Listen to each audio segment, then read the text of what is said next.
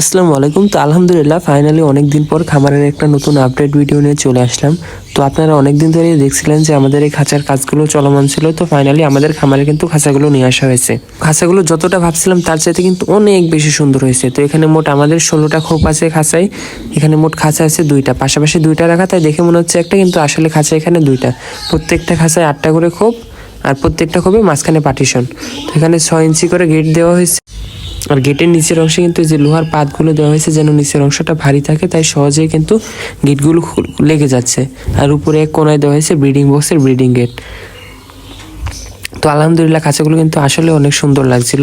আর এখানে এই যে প্রথমে দেওয়া হয়েছে লাভবার জোড়াটা, যেটা বাজিগরের খাঁচাই ছিল। আর এক পাশে দেওয়া হয়েছে সিড মিক্সের বাটি, আর তার উপরে সফট ফুডের বাটি।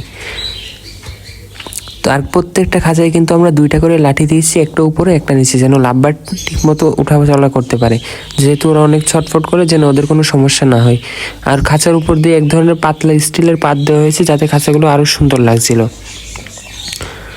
তো অনেকেই কমেন্টে অনেক কালারের কথা বলছে। তো ফাইনালি আমাদের কাছে মনে হয়েছিল সাদা আর কালার, এই 2টা কালার সবচেয়ে সুন্দর লাগবে।